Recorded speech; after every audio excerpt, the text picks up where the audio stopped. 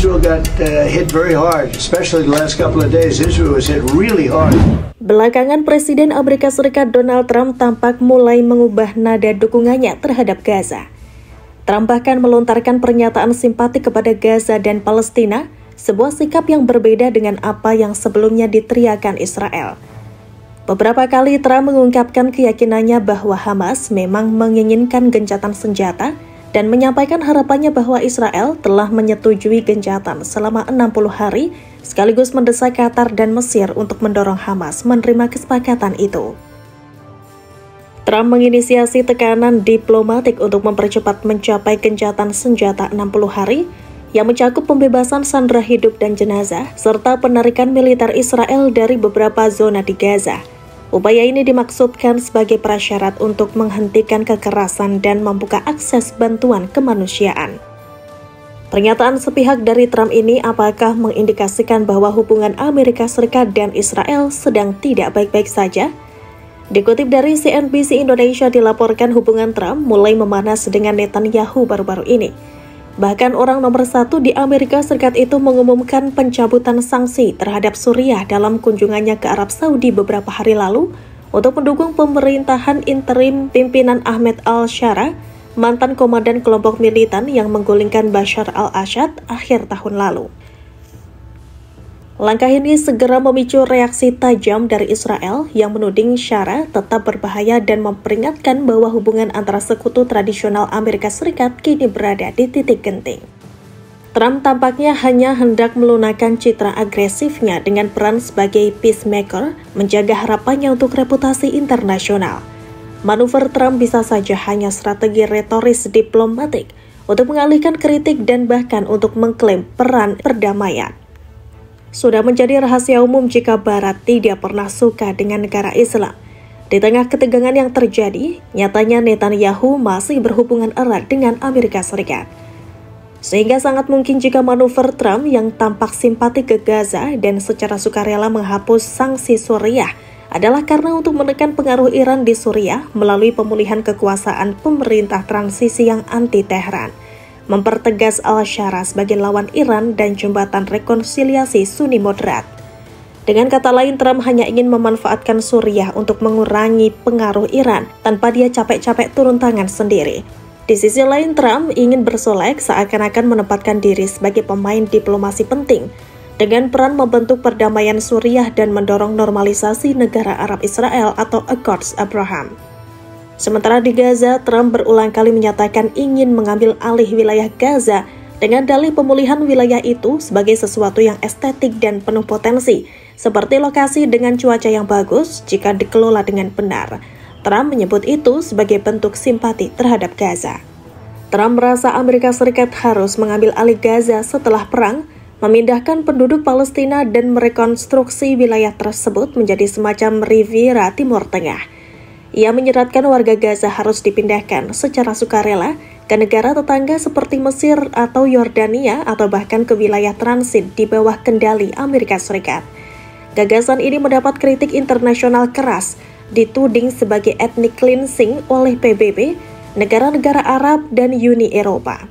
Bahkan negara tetangga seperti Mesir dan Yordania menolak gagasan pengungsian Gaza tersebut.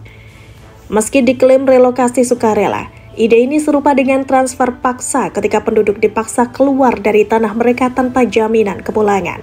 Pakar hukum internasional seperti Gerhard Kamm dan Michael Becker menegaskan, sekalipun niat Trump baik selama dipaksakan dan tidak ada rencana untuk kembali, maka tetap saja itu pembersihan etnis. Lebih jauh, mereka menyatakan bahwa transfer permanen ke negara ketiga melanggar hukum internasional dan bisa dikategorikan sebagai war crime, crime against humanity, bahkan genocide. Trump pernah dikenal dengan kebijakan America First. Gagasan menguasai Gaza dan mendesain ulangnya mencerminkan impuls ekspansionis secara simbolis atau bahkan nyata untuk memperluas pengaruh Amerika Serikat. Trump dan Netanyahu sendiri masih berada dalam satu blok kepentingan, yaitu penekanan terhadap Hamas, pembebasan sandera, dan stabilisasi kawasan.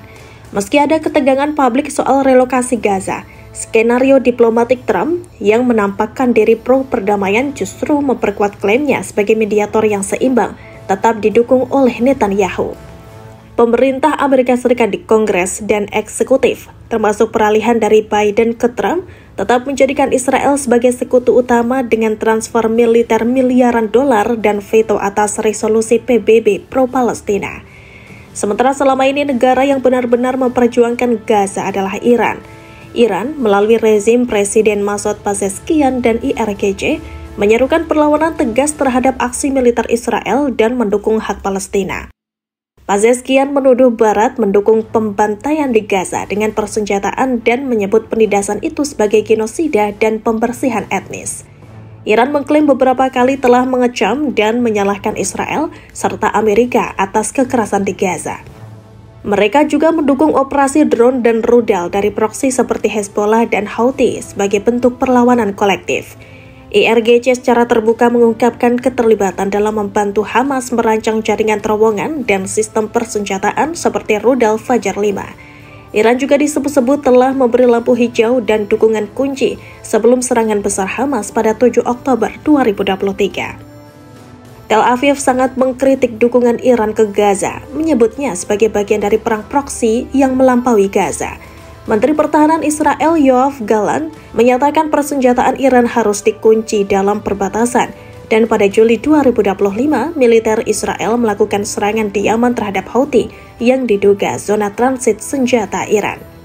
Dukungan Iran terhadap Gaza bukan sekedar retorika, mereka memasok dukungan militer, latihan dan penyebaran ideologis yang nyata. Namun, upaya ini mendapat resistensi kuat dari Amerika dan Israel karena berpotensi memicu eskalasi wilayah luas menyediakan presiden konflik proksi. Iran bukan hanya membela Gaza karena solidaritas moral, melainkan juga demi mengusir pengaruh Israel Amerika Serikat, menjaga peran regional, dan menjaga relevansi ideologis tubuh api revolusi.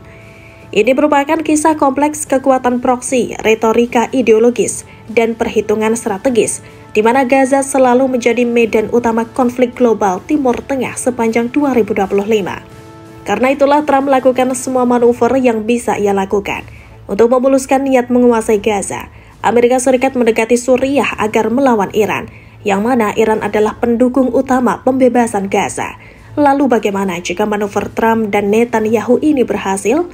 Strategi yang dilakukan Trump ini seperti strategi togok bilung dalam dunia pewayangan. Dalam konteks politik modern, strategi togok bilung bisa dipahami sebagai upaya sistematis untuk membelokkan opini publik, menghasut perpecahan internal, dan merebut kekuasaan melalui propaganda serta pemanfaatan tokoh-tokoh setia tapi tidak kritis.